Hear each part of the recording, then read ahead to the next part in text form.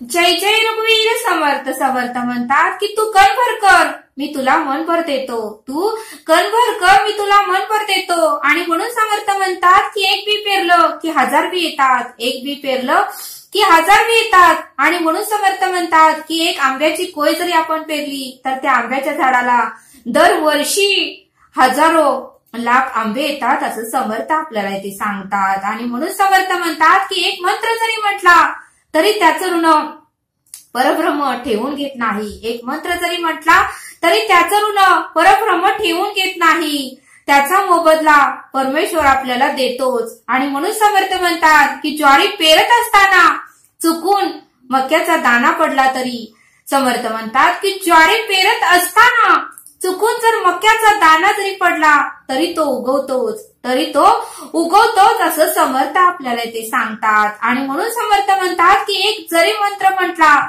तरी त्याचं ऋण परमेश्वर परब्रह्म ठेवून घेत नाही. आणि म्हणून समर्थ म्हणतात की आपल्याला दिवसभरातून थोडं तरी नामस्मरण करता आलं पाहिजे असं समर्थ आपल्याला इथे सांगतात. समर्थ म्हणतात की पृथ्वी तेज आप वायू आणि आकाश या पंचभूतातूनच या देहाची निर्मिती झाली आहे असं समर्थ आपल्याला इथे सांगतात. आणि म्हणून समर्थ म्हणतात की आकाशापासून वायूचा जन्म झाला, वायूपासून अग्नीचा जन्म झाला, अग्नीपासून आपाचा जन्म झाला आणि परत या पंचमहाभूतातूनच मनुष्याचा जन्म झाला आणि नंतर मनुष्याचा शेवटही या पंचमहाभूतातच विलीन होतो असं समर्थ आपल्याला इथे सांगतात. समर्थ म्हणतात की दुःख आहे म्हणून सुखाची किंमत आहे. समर्थ म्हणतात की दुःख आहे म्हणून सुखाची किंमत आहे आणि ऊन आहे म्हणून पावसाची किंमत आहे, पाऊस आहे म्हणून हिवाळ्याची किंमत आहे.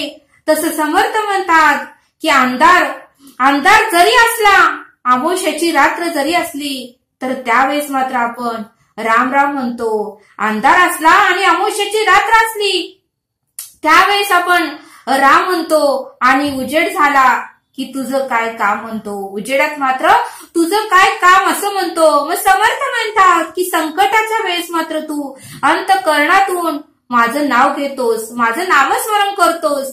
मग आनंदाच्या टायमाला आनंद ज्या वेळेस तुला होतो त्यावेळेस मला का विसरतो, त्यावेळेसही तू माझं नाव घे असं समर्थ आपल्याला इथे सांगतात. आणि म्हणून समर्थ म्हणतात की ताप असल्याशिवाय बाप आठवतच नाही, ताप असल्याशिवाय बाप आठवतच नाही असं समर्थ आपल्याला इथे सांगतात. समर्थ म्हणतात की आपलं आयुष्य, समर्थ म्हणतात की आपलं आयुष्य क्षणभंगूर असते, आपलं आयुष्य क्षणभंगूर आहे. आपल्या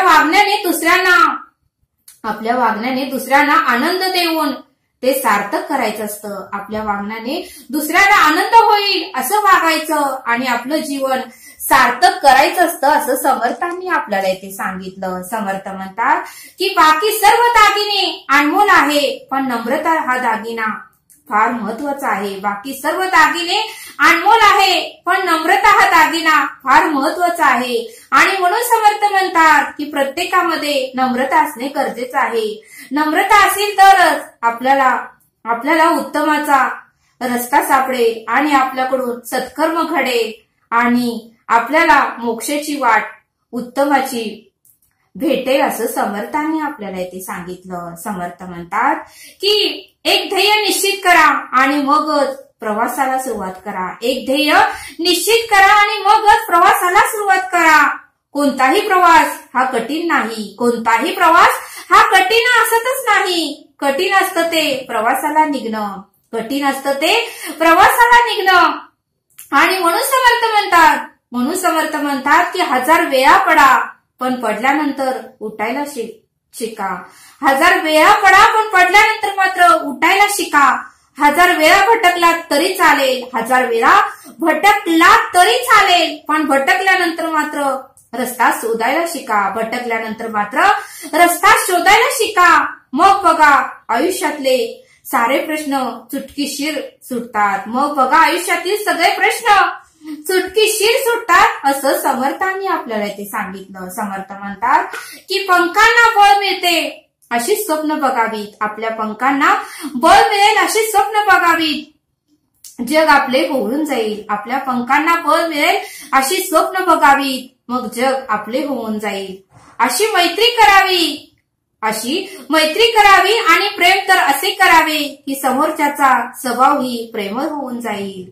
मैत्री अशी करावी, प्रेम असे करावे की समोरच्याचा स्वभावही प्रेमळ होऊन जाईल. आणि म्हणून समर्थ म्हणतात की परमेश्वराने जे बहाल केले आहे ते सर्वांना सारखेच आहे. परमेश्वराने ज्या सृष्टीवर बहाल केले आहे ते सर्वांना सारखेच आहे.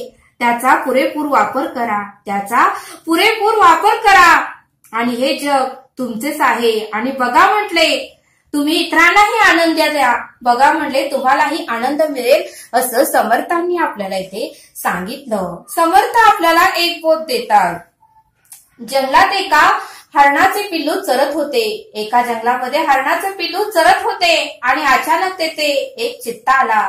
अचानक त्या हरणाच्या पिल्लूला पाहून एक चित्ता तेथे आला आणि ते हरणाचं पिल्लू आपला जीव वाचवण्यासाठी दाट वेलीच्या जाळ्यात घुसले. ते हरणाचं पिल्लू आपला जीव वाचवण्यासाठी दाट वेलीच्या जाळ्यामध्ये घुसले आणि त्याला पकडण्यासाठी, त्या पिल्लाला पकडण्यासाठी, त्या पिल्लाला मारण्यासाठी तो चित्ताही त्या जाळ्यामध्ये घुसला. तो चित्ताही त्या जाळीत घुसला आणि हरणाचे पिल्लू मात्र फार छोटे होते आणि ते त्या जाळीतून सहज बाहेर आले आणि पळून गेले. हरणाचे पिल्लू मात्र त्या जाळीतून सहजच बाहेर आले आणि ते पळून गेले. मात्र चित्ता हा फार मोठा होता. समर्थ म्हणतात की चित्ता मात्र फार मोठा होता आणि तो जाळीतच अडकून बसला. त्यावेळेस त्याच रस्त्याने एक शेतकरी तेथून जात होता. त्या चित्ताने मात्र शेतकऱ्याला बोलवलं आणि त्या शेतकऱ्याला मला या जाळीतून सुटका करा अशी विनंती त्या शेतकऱ्याला केली. त्यावेळेस तो शेतकरी म्हणाला की अरे तू तर जंगली प्राणी आहेस, तुझा काय भरोसा, तू जर जाळीतून बाहेर आल्यावर मात्र मलाच खाऊन टाकशील, तू जाळीतून बाहेर आल्यानंतर मात्र मलाच तू खाऊन टाकशील. त्यावेळेस त्या चित्ताने त्या शेतकऱ्याला वचन दिलं आणि तो चित्ता शेतकऱ्याला म्हणाला कृपा करून मला तुम्ही यातून मुक्त करा, मला या जाळीतून मुक्त करा, मी तुम्हाला खाणार नाही, मी तुम्हाला वचन देतो. त्यावेळेस त्या शेतकऱ्यालाही त्या चित्त्याची दया आली आणि त्या शेतकऱ्यानेही त्या चित्त्याला त्या जाळीतून बाहेर काढले. त्या चित्त्याला त्या जाळीतून बाहेर काढले आणि जाळीतून बाहेर काढल्यावरच त्याने आपला मूळ स्वभाव दाखवला आणि त्या शेतकऱ्याला म्हणाला की मी तुला आता खाणार. त्यावेळी शेतकरी म्हणाला अरे तू तर मला वचन दिलं होतं की तू मला खाणार नाही आणि तुला मदत केली त्याचा हाच मोबदला तू मला देणार का. आणि तेवढ्यातच तेथे लांडगा आला. लांडग्याने दोघांचीही चर्चा ऐकली, त्या चित्त्याची आणि शेतकऱ्याची. आणि लांडगा तेथे आला आणि तो दोघांची चर्चा ऐकून चित्त्याला हिणवू लागला. लांडगा त्या चित्त्याला हिणवू लागला अरे तू एवढा मोठा चित्ता, वाऱ्याच्या वेगाने पळणारा, एवढं मोठा तुझं सामर्थ्य आणि तू एवढ्याशा जाळीमध्ये कसा काय अडकलास रे, असे त्या चित्त्याला म्हटल्यावर चित्त्यालाही राग आला आणि तो म्हणाला थांब लांडगा तुला मी सांगतो, थांब मी तुला दाखवतो आणि मी कसा अडकला मी तुला दाखवतो. आणि तो चित्ता पुन्हा त्या जाळीमध्ये गेला. पुन्हा त्या जाळीमध्ये तो अडकून बसला आणि लांडगा त्या शेतकऱ्याला म्हणाला की तुम्ही आता पळून जा, तुम्ही आता इथून पळून जा, नाहीतर हा चित्ता बाहेर आल्यानंतर तुम्हाला खाऊन टाकेल. त्यावेळी शेतकरी तेथून पळून गेला आणि चित्ता मात्र जाळीत अडकूनच बसला.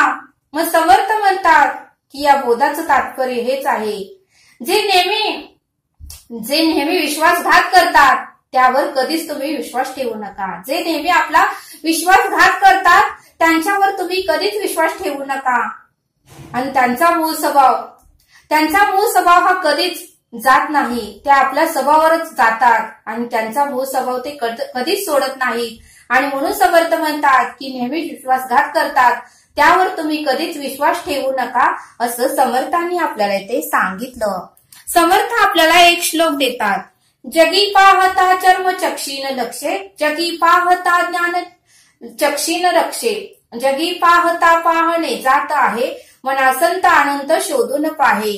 या श्लोकाचा अर्थ समर्थ सांगतात की निर्गुण निराकार असे ते तत्व अर्थात परब्रह्म अनिर्देशीय आहे. डोळ्यांनी वस्तू दिसतात तसे परब्रह्म दिसत नाही, पण ज्ञानचक्षुने ते समजून घेता येते. आणि म्हणूनच हे मना, जे पाहू जाता पाहणेपणच विलयास जाते. ते अनंत काय आहे आणि ते शाश्वत काय आहे याचा तू शोध घे. अशा या श्लोकाचा अर्थ समर्थांनी आपल्याला इथे समजावून सांगितला.